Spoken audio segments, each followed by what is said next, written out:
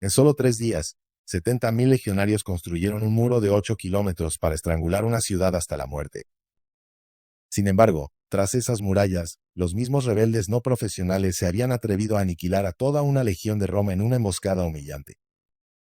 ¿Cómo comenzó esta espiral de violencia suicida y qué provocó que el imperio desatara un infierno de tal magnitud sobre la joya de Judea, Jerusalén? La respuesta, como tantas tragedias de la historia, no se encuentra en un único acto de guerra, sino en una lenta acumulación de resentimiento, arrogancia y desesperación.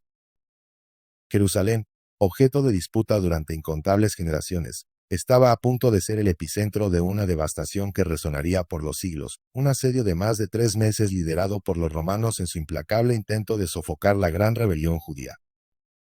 Todo comenzó en Judea, una provincia romana en la costa oriental del Mediterráneo, un lugar de sol implacable y personalidades aún más inflexibles. La tierra misma parecía imbuida de un espíritu indomable.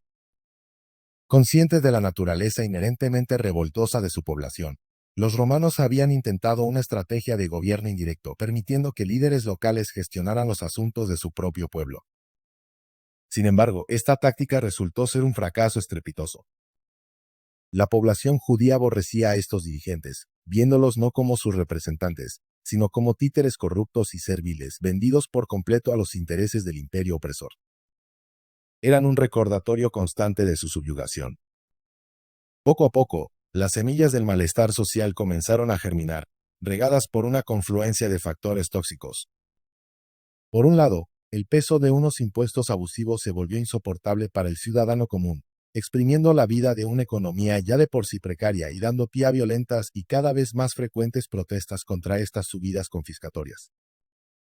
Por otro lado, la sociedad de Judea era un polvorín multicultural, un mosaico inestable de diferentes religiones, etnias y clases sociales.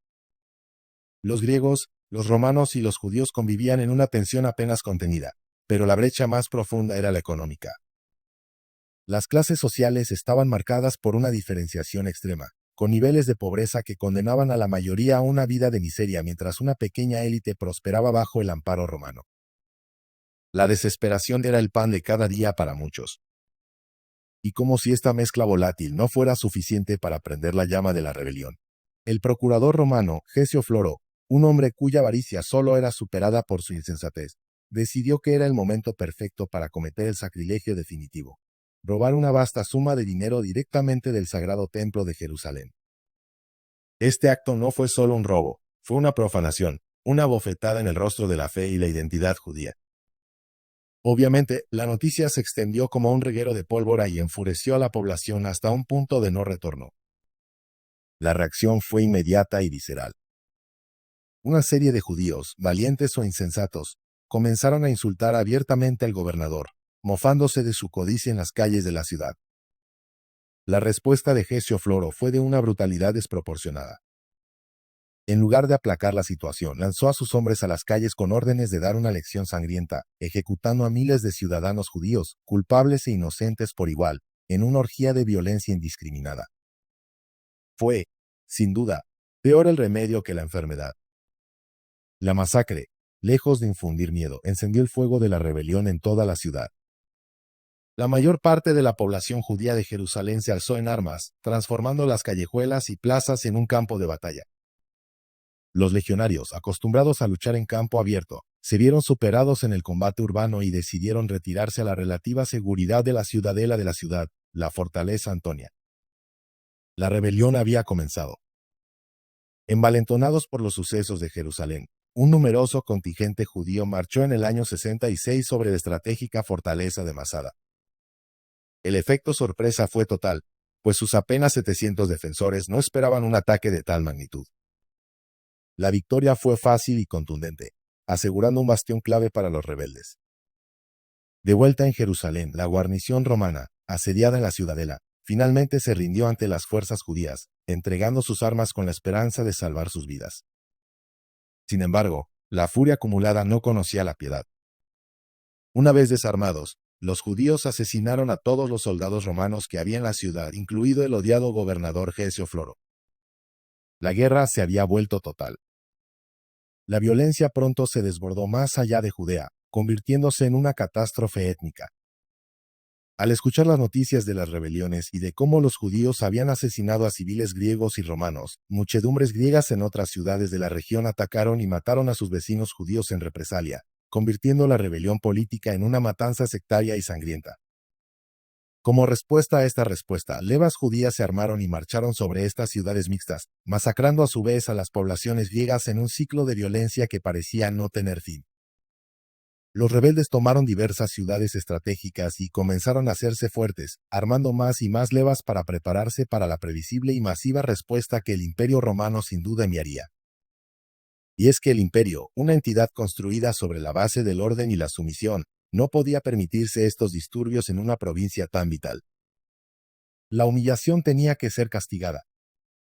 La primera respuesta oficial vino del legado en Siria, Cayo Cestio Galo, quien reunió una fuerza considerable en la ciudad de Acre, cifrada en unos 30.000 hombres, y marchó hacia el sur con intención de aplastar la rebelión y tomar las urbes en manos enemigas. Confiado en su superioridad, tomó las ciudades de Cesarea y Jaffa sin demasiada dificultad y puso rumbo directamente hacia el corazón de la revuelta, la mismísima Jerusalén. Tras un breve y aparentemente infructuoso asedio a la capital, Cestio Galo tomó una decisión que resultaría fatal. Ordenó la retirada. Fue durante esta caótica huida donde los rebeldes judíos vieron su oportunidad de oro. En los estrechos desfiladeros de Bet Horon, los romanos fueron emboscados. Desde las alturas, los judíos lanzaron una lluvia incesante de flechas y proyectiles sobre la columna romana, andanada tras andanada, diezmando a los legionarios que marchaban apretujados y sin posibilidad de formar una defensa efectiva. La lucha fue tan encarnizada y la derrota tan completa que una legión entera, la prestigiosa 12ª Fulminata, fue aniquilada, desapareciendo casi por completo en la masacre. Se especula que Galo, en un intento desesperado por salvar al resto de su ejército, dejó a esta legión en la retaguardia como fuerza de sacrificio para contener el ataque judío. Aquella victoria inesperada y aplastante envalentonó a los judíos hasta un grado de euforia casi mesiánica. Butat te semetime, id mad emperor Nero in Rome setat te situation in Judea wasmunt more serious tane ad imaginet. Iba a necesitar algo más que un mero legado provincial para sofocar aquel incendio. Necesitaba a su mejor general. El escogido sería un veterano de las duras campañas de Britania, un hombre pragmático y de probada eficacia militar, Tito Flavio Vespasiano.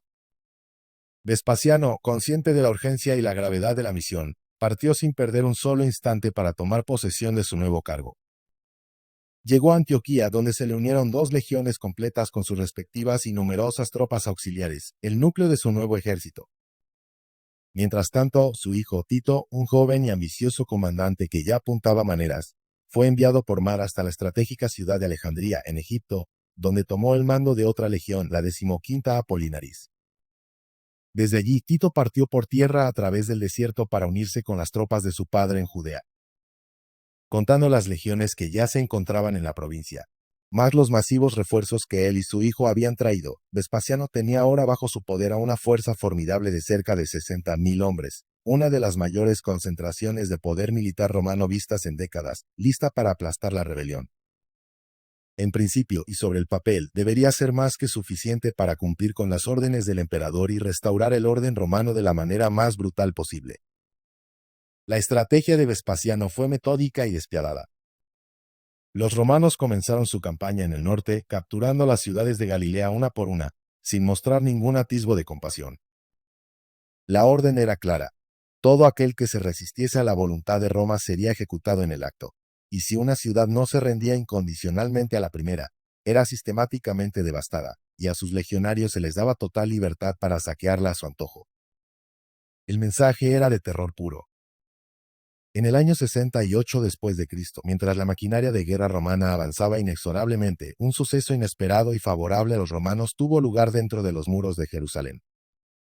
Las distintas facciones rebeldes judías, lideradas por caudillos rivales, entraron en una sangrienta guerra civil propia. Vespasiano, demostrando su astucia estratégica, decidió no intervenir de inmediato. Su intención era maquiavélica y paciente: dejar que los rebeldes se matasen entre sí, que agotaran sus fuerzas y sus recursos en luchas internas. Cuando finalmente acabasen sus disputas fratricidas, estarían lo suficientemente debilitados como para ser barridos con suma facilidad por sus legiones. Mientras tanto, el ejército romano continuó su avance sistemático, tomando una a una todas las ciudades y fortalezas que rodeaban Jerusalén, estrechando el cerco sobre la capital. Todas las urbes, poblados y aldeas de Judea cayeron en manos romanas. Muchas de ellas fueron saqueadas sin piedad, y sus civiles ejecutados como advertencia para los demás. Jerusalén estaba cada vez más sola, convertida en una isla de resistencia en un océano de conquista romana. Pero entonces, en el año 69, el propio corazón del Imperio Romano convulsionó. Tras el suicidio de Nerón, el imperio se vio desgarrado internamente por una crisis sucesoria que daría lugar al conocido como el Año de los Cuatro Emperadores. Galba, Otón, Vitelio y el propio Vespasiano se disputarían el trono en una serie de guerras civiles que paralizaron la campaña en Judea. En medio de este caos, las legiones de Oriente proclamaron emperador a su general, a Vespasiano, quien partió hacia Alejandría, un punto clave para controlar el suministro de grano de Roma, y allí fue coronado formalmente emperador. Con el trono imperial en sus manos, la guerra en Judea, aunque crucial, pasó a un segundo plano para él. Se decidió que su hijo, Tito, se encargaría de dar el golpe de gracia y acabar de una vez por todas con la rebelión, que para entonces ya se encontraba básicamente concentrada y acorralada en su último bastión, la ciudad de Jerusalén. Para esta tarea final, las fuerzas de Tito fueron incrementadas. Ahora consistían en cerca de 70.000 hombres, una fuerza abrumadora que incluía 4 legiones completas, la Benca Macedónica, Lex Fretensis, Lex Fulminata, reconstruida y ansiosa de venganza, y Lex Veica Apolinaris, además de un vasto número de tropas auxiliares y levas de aliados locales. Su objetivo era único y claro, una palabra que resonaba con poder y fanatismo: Jerusalén. Antes de mover a su masivo ejército, Tito, como buen comandante, mandó una fuerza de caballería como avanzadilla para que realizase un reconocimiento exhaustivo por los alrededores de la ciudad. La intención era triple: conocer el estado actual de las defensas, estimar la cantidad de suministros que podrían tener los sitiados, y, si era posible, calcular cuántos defensores había apostados en las imponentes murallas. Lo que esa avanzadilla romana encontró fue una de las ciudades mejor defendidas del mundo antiguo, una fortaleza natural y artificial casi inexpugnable. La ciudad de Jerusalén se asentaba sobre colinas, con valles profundos que actuaban como fosos naturales. Originalmente tenía 2 zonas bien diferenciadas. En la parte occidental, la ciudad alta, la zona rica donde vivían las élites, con grandes casas, amplias calles y gente adinerada. Y por otro lado, en la parte oriental, la ciudad baja, una maraña de casas pequeñas y calles estrechas donde vivía la mayor parte de la población. En esta zona se encontraba el majestuoso templo, el corazón espiritual del judaísmo, y junto a él, la formidable fortaleza Antonia, empleada para alojar a la guarnición romana que, como recordamos, ya había sido masacrada al inicio de la rebelión. Para defender este núcleo urbano, se había construido una primera muralla que rodeaba toda la urbe. Pero Jerusalén era una ciudad vital y en constante crecimiento, y pronto se vio la necesidad de expandirse. Al norte de la ciudad original se preparó una nueva superficie para alojar a más habitantes, un barrio que se llamó la Segunda Ciudad.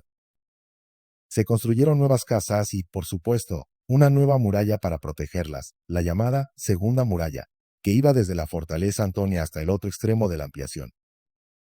Pero incluso esta expansión se quedó pequeña, y fue necesario realizar otra más. Al norte de la Segunda Muralla se estableció un nuevo y vasto barrio conocido como la Ciudad Nueva o Beseta, con una superficie mucho mayor diseñada para que no hiciese falta ampliar la ciudad por mucho tiempo. Y naturalmente se construyó una tercera y masiva muralla que protegiese este nuevo barrio, la más externa y la primera a la que los romanos tendrían que enfrentarse. Pero las defensas no eran solo lo que se veía a simple vista. Debajo de la ciudad había toda una red de túneles y pasadizos secretos que permitía a los defensores moverse sin ser vistos, salir por sorpresa detrás de los asaltantes y atacarlos o emboscarlos desde cualquier casa o callejón. Además, las calles estrechas y laberínticas de los barrios más humildes podían ser bloqueadas fácilmente con obstáculos o defendidas por un puñado de hombres, anulando la ventaja numérica de los atacantes romanos. Fue en este escenario donde la avanzadilla de caballería romana cometió su primer error. Mientras realizaban su reconocimiento, de forma totalmente inesperada, un gran contingente de caballería judía salió en tropel por las puertas de la ciudad y los pilló completamente desprevenidos. La caballería romana, sorprendida y superada, dio media vuelta y se alejó como pudo al galope, dejando tras de sí a casi el 30% de sus fuerzas de avanzadilla muertos o moribundos frente a los muros de Jerusalén. La audacia del ataque dejó una profunda impresión en Tito. Concluyó que los judíos debían tener una formidable y confiada fuerza tras los muros si se atrevían a lanzar un ataque tan descarado y efectivo como ese. En realidad, dentro de los muros había cerca de 20.000 judíos armados. Pero era crucial destacar algo que los romanos no sabían del todo. En su gran mayoría, no eran soldados profesionales. Eran una milicia ciudadana, compuesta por civiles armados para la ocasión, refugiados de otras ciudades caídas y, sobre todo, un núcleo duro de fanáticos religiosos. Estos fanáticos serían un grave problema para los romanos, pues una persona de este tipo, motivada por la fe, puede luchar hasta la muerte sin importarle lo más mínimo su propia vida, convirtiendo cada combate en una lucha a todo o nada. Sin embargo, los judíos también enfrentaban un problema logístico crítico. Poco antes del inicio del asedio había sido la Pascua judía, y la población de la ciudad había aumentado vertiginosamente debido a la llegada de miles de peregrinos de toda la región. Tito, con una crueldad calculadora, negó la salida de estos civiles. Su objetivo era que la superpoblación agotara los alimentos y el agua de la ciudad mucho más rápido, usando el hambre como su principal arma de asedio.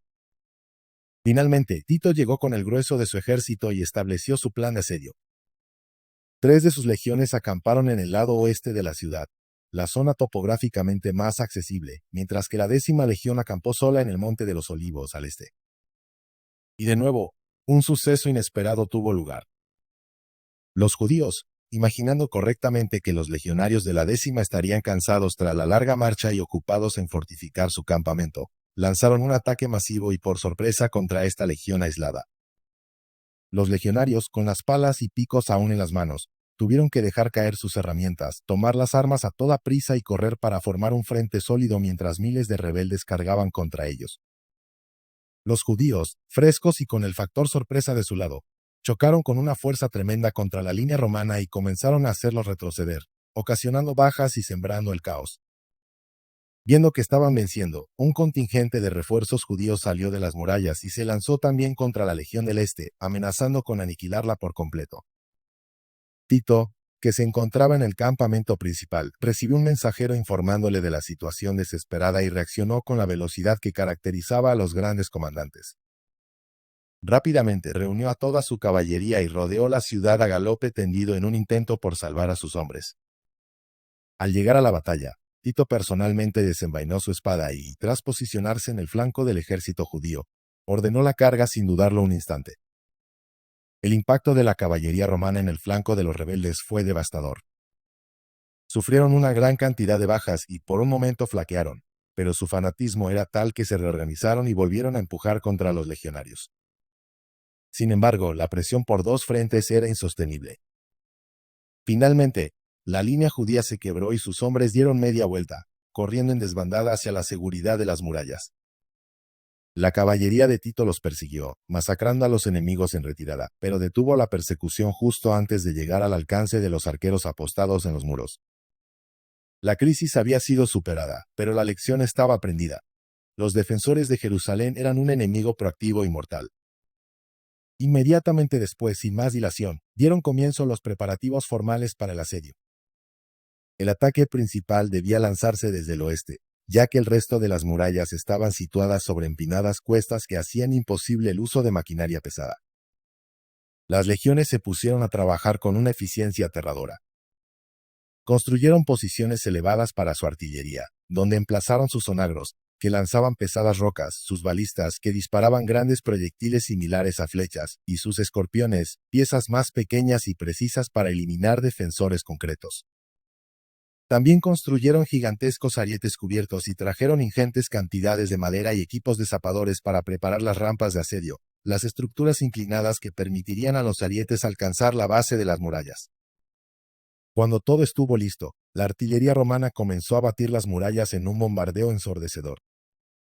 Su objetivo principal no era tanto derribar los muros con las rocas, sino acabar con los defensores que se encontraban sobre ellos para proporcionar fuego de cobertura a los zapadores y trabajadores de abajo. Bajo una densa y constante lluvia de flechas, piedras y otros proyectiles lanzados por los judíos, los legionarios comenzaron la construcción de las rampas. Trabajaron día y noche, sin descanso, bajo las expertas indicaciones de los zapadores, y finalmente, tras un esfuerzo titánico, terminaron las rampas. Protegidos por grandes escudos y el fuego de su propia artillería, los arietes comenzaron su lenta y ominosa aproximación, subiendo por las rampas recién construidas. El avance no se detuvo y pronto el sordo y rítmico golpear de los arietes contra la tercera muralla comenzó a resonar por toda la ciudad. Al mismo tiempo, los zapadores avanzaron junto a los arietes y con sus picos y herramientas, iniciaron sus trabajos de demolición en la base de las murallas, debilitando sus cimientos. Con el trabajo combinado de los arietes desde fuera y los zapadores en la base, era solo cuestión de tiempo que las murallas cediesen. Los judíos, viendo el peligro inminente que suponían los arietes, decidieron lanzar un audaz ataque. Un contingente de tropas de élite salió por las puertas y cargó directamente contra las rampas. El ataque fue tan inesperado y feroz que, en un principio, las fuerzas de infantería que escoltaban la maquinaria de asedio fueron obligadas a retroceder en desorden. Pero el rápido envío de refuerzos romanos y una carga decisiva de caballería, liderada una vez más por el mismísimo Tito, consiguieron rechazar el ataque y obligar a los judíos a regresar, malheridos, al interior de la ciudad. Para contrarrestar el fuego enemigo desde las murallas, los romanos construyeron 3 gigantescas torres de asedio pesadas y las aproximaron a los muros. Sin embargo, su objetivo no era lanzar tropas sobre las almenas, sino servir como atalayas elevadas desde las que sus propias unidades de proyectiles, arqueros y honderos pudiesen disparar a los defensores desde una posición superior y más ventajosa. Gracias a este movimiento táctico, el fuego enemigo se redujo considerablemente, permitiendo que los trabajos en la base del muro continuasen con mayor seguridad. Finalmente, en el 15º día de asedio, el castigo incesante dio sus frutos. Una sección de la tercera muralla, debilitada y rota, colapsó y se derrumbó con un estruendo aterrador. Antes siquiera de que la inmensa nube de polvareda comenzase a despejarse, las legiones romanas lanzaron un grito de batalla al unísono y cargaron a través de la brecha recién abierta. Los judíos, sin necesidad de recibir órdenes y sabiendo que esa línea de defensa estaba perdida, se retiraron corriendo hacia la seguridad de la segunda muralla, preparados para continuar la lucha desde allí. Sin darles un momento de descanso y con la clara intención de desmoralizar a los defensores, Tito tomó una decisión simbólica y práctica. Trasladó su cuartel general a la recién capturada Ciudad Nueva, dentro de la primera línea de murallas. Inmediatamente, los arietes fueron trasladados a través de la brecha y, junto a los zapadores, se dedicaron a derruir una gran cantidad de casas y edificios, despejando una gran explanada para que las legiones pudiesen maniobrar con facilidad y evitar las trampas de las calles estrechas. Ese mismo día, sin perder el impulso, los arietes y los zapadores se lanzaron contra una sección de la segunda muralla, esta vez sin el apoyo inicial de la artillería pesada ni de las torres de asedio, que debían ser trasladadas. La furia del asalto romano fue tal que en solo 4 días lograron abrir una nueva brecha en la segunda muralla. Tito, eufórico, ordenó la carga y sus legionarios de élite se abalanzaron al interior de la segunda ciudad. Sin embargo, al entrar se encontraron con un silencio sepulcral. No había ni rastro de los defensores. Desconcertados pero confiados, marcharon por la calle central, adentrándose en el barrio. Y de pronto, la trampa se cerró. Desde cada casa, desde cada callejón, desde las torres y desde lo alto de las murallas, los judíos atacaron al mismo tiempo. Una lluvia mortal de proyectiles caía sobre los legionarios, que, al mismo tiempo, eran atacados por partidas de combatientes judíos que salían de sus escondites para el combate cuerpo a cuerpo. Atrapados en las estrechas calles, la famosa formación en tortuga romana era inútil. Eran un blanco fácil, incapaces de maniobrar. El pánico, el terror más primario, se apoderó de sus mentes y comenzaron a retroceder sin miramientos hacia la brecha por la que habían entrado. Pero la brecha resultó ser demasiado estrecha para una huida en masa. Apenas 4 o 5 legionarios podían cruzarla al mismo tiempo, creando un cuello de botella mortal. Fue una auténtica carnicería. Los proyectiles judíos caían sin cesar sobre los romanos apelotonados y aterrorizados en la brecha. Viendo el desastre, Tito se vio obligado a reunir a todas sus unidades de proyectiles disponibles para que disparasen masivamente sobre las murallas y las casas, intentando dar algo de cobertura a sus hombres en retirada. Por suerte para ellos, la mayoría de los legionarios lograron escapar, pero los judíos siguieron hostigándolos sin piedad durante su huida, apuñalando y cortando a los rezagados. Inmediatamente después de su victoria, los defensores iniciaron los trabajos de reparación de la brecha y en poco tiempo levantaron una barricada más o menos decente. La humillación para Roma era total. A los pocos días, recuperados del shock, los legionarios, con la sed de venganza ardiendo en sus ojos, iniciaron un nuevo ataque contra el mismo punto. De nuevo, lograron abrir una brecha en la segunda muralla. Pero esta vez, para que no volviese a ocurrir lo del último ataque, Tito ordenó una medida drástica: la demolición sistemática y completa de toda la segunda muralla, con la única excepción de las torres más altas, que serían ocupadas por guarniciones de tropas romanas para dominar el terreno. De nuevo, los judíos, viendo su línea de defensa comprometida, se retiraron ordenadamente a su siguiente nivel de defensas, que en esta ocasión era la formidable primera muralla, la última y más fuerte línea de defensa que protegía el corazón de Jerusalén, la ciudad alta y el templo. Las legiones entraron en la ahora devastada segunda ciudad e iniciaron los preparativos para el asalto final. Se comenzaron a construir nuevas y aún más masivas rampas, esta vez contra dos puntos estratégicos simultáneamente: hacia la primera muralla en su parte más occidental, y al mismo tiempo otras rampas contra la imponente fortaleza Antonia, que dominaba el recinto del templo. El 29 de mayo, después de semanas de trabajo titánico, las obras estuvieron listas. Pero justo cuando Tito se disponía a dar la orden de asalto, ocurrió una nueva y espectacular desgracia para los romanos. Los judíos no se habían estado quietos. Mientras los romanos construían las rampas por fuera, ellos habían estado cavando túneles por debajo de estas, apuntalando las galerías con vigas de madera y rellenándolas de material inflamable, especialmente en la zona bajo las rampas que iban hacia el fuerte.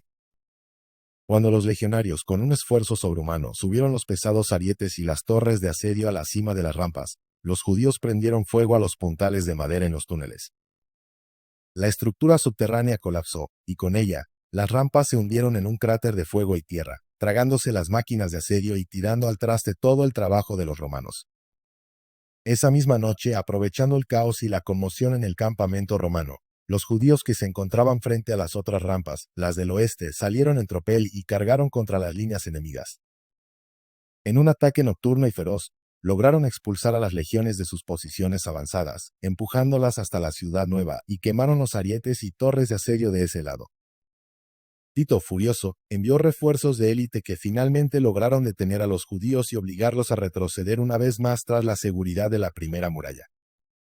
Pero el daño ya estaba hecho.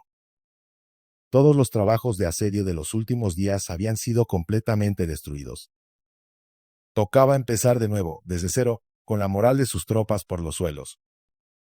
Llegaba el verano, el calor era asfixiante, y en vistas del desastre y de la tenaz resistencia judía, Tito decidió cambiar radicalmente de estrategia.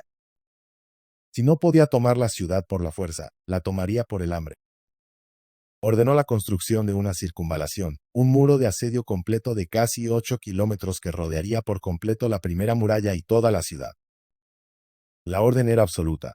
Nadie entraría ni saldría de esa ciudad. Ni un hombre, ni un animal, ni un saco de grano. Con una eficiencia que solo el ejército romano podía lograr, en tan solo 3 días, la monstruosa circunvalación se terminó. Jerusalén estaba sellada herméticamente. Pronto, el espectro del hambre comenzó a reinar entre los judíos sitiados. La situación se volvió desesperada, una lenta agonía que recordaba la del asedio de Numancia. Los judíos comenzaron a comerse a sus mascotas, luego el heno de los animales, el cuero de sus sandalias, y finalmente se registraron incluso algunos casos aislados de canibalismo, el último tabú. La ciudad se consumía desde dentro. Tras 10 largas y agónicas semanas desde que comenzó el asedio, la suerte, o más bien ingeniería, por fin sonrió a los romanos. El mismo túnel que los judíos habían cavado para derrumbar la rampa romana frente a la fortaleza Antonia, también había erosionado sin que ellos lo supieran los cimientos de su propia fortaleza. Y una noche de lluvia torrencial, los cimientos debilitados cedieron, y la muralla norte de la fortaleza se derrumbó con un estruendo sordo y definitivo. Los judíos, aterrorizados pero no vencidos, reaccionaron rápidamente y construyeron una barricada improvisada en la brecha.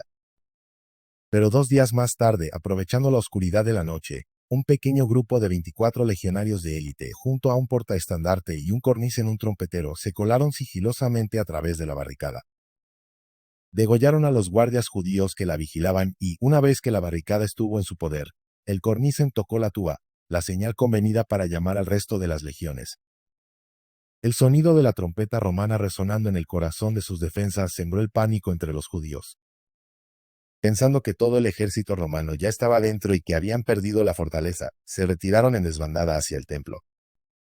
La realidad era que las legiones romanas simplemente estaban de camino. Cuando los líderes judíos se dieron cuenta de su error garrafal, reorganizaron a sus hombres y cargaron con furia contra los 26 valientes romanos y contra los primeros legionarios de refuerzo que habían logrado saltar la barricada. En inferioridad numérica abrumadora, los romanos no pudieron resistir el envite judío y tuvieron que volver a retirarse. Otro fracaso humillante. Pero Tito estaba decidido a que ese fuese el último.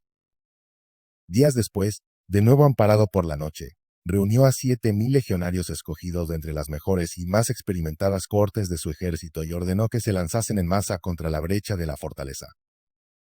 En la oscuridad, el combate fue un completo y absoluto caos, una melee salvaje reducida a cientos de duelos a muerte individuales en el estrecho cuello de botella que era la brecha. Para añadir más caos a la confusión, muchos judíos se habían equipado con las armas y armaduras de los legionarios caídos en combates anteriores. Sin ningún tipo de frente u orden, con romanos y judíos mezclados y vestidos de forma similar, todos combatían contra todos en una carnicería indescriptible. A base de empujar y de su superior disciplina en el combate cuerpo a cuerpo, los romanos siguieron avanzando y parecía que finalmente estaban logrando salir de la brecha. Pero justo cuando lograron llegar al aire libre en el interior del patio de la fortaleza, los judíos, que los esperaban en las murallas circundantes, iniciaron una lluvia de proyectiles a quemarropa que los destrozó. Tito, muy a su pesar y con el corazón encogido por las bajas, tuvo que volver a ordenar la retirada. El asalto había vuelto a fracasar. Con la fortaleza Antonia finalmente en su poder, pero con el templo aún inexpugnable, los romanos comenzaron a construir nuevas rampas, esta vez con la intención de asaltar directamente los muros del recinto sagrado. De nuevo, los trabajos se realizaron bajo una constante y agotadora lluvia de proyectiles judíos. Un día, los oficiales a cargo de las rampas observaron que los defensores judíos, inexplicablemente, habían abandonado sus posiciones en las murallas del templo. Creyendo ver una oportunidad de oro, y sin consultar a Tito, lanzaron a sus hombres con escalas para tomar los muros. Cientos de legionarios cargaron contra las murallas y, efectivamente, lograron tomarlas sin oposición. Pero entonces, vieron a miles de guerreros judíos formados a ambos lados de la sección de la muralla que acababan de tomar. Los romanos, disciplinados incluso en la sorpresa, formaron a su vez un muro de escudos escarlata mientras más y más legionarios llegaban a las murallas. Entonces, los judíos arrojaron un montón de antorchas sobre ellos. Era una trampa mortal. Las murallas sobre las que se encontraban los romanos habían sido empapadas de antemano con brea y estaban cubiertas de paja seca y otros materiales inflamables. Rápidamente, una vorágine de fuego infernal envolvió a los legionarios, que eran calcinados vivos, atrapados en un horno al aire libre. Fue un infierno sobre las murallas que elevó la moral judía hasta el cielo y destruyó por completo la de los romanos.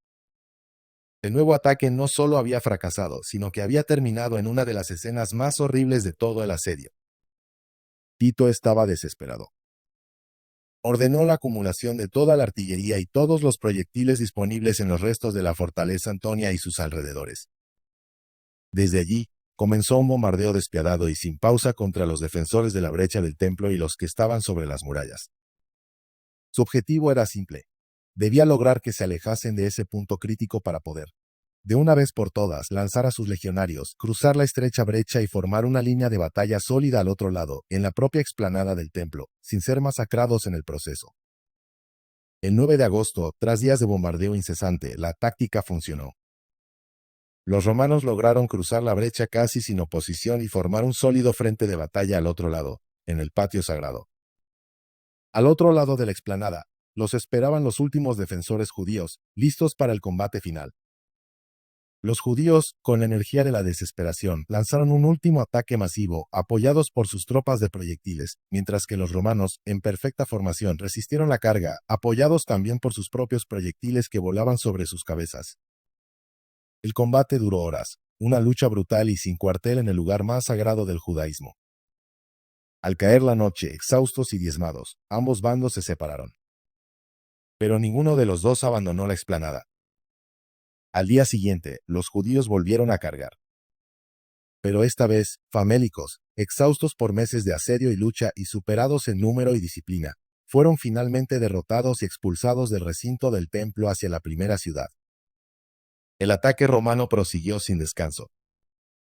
Poco a poco, los judíos se fueron retirando, calle por calle, casa por casa, hasta plantear una última resistencia a la desesperada en la zona rica de la ciudad alta.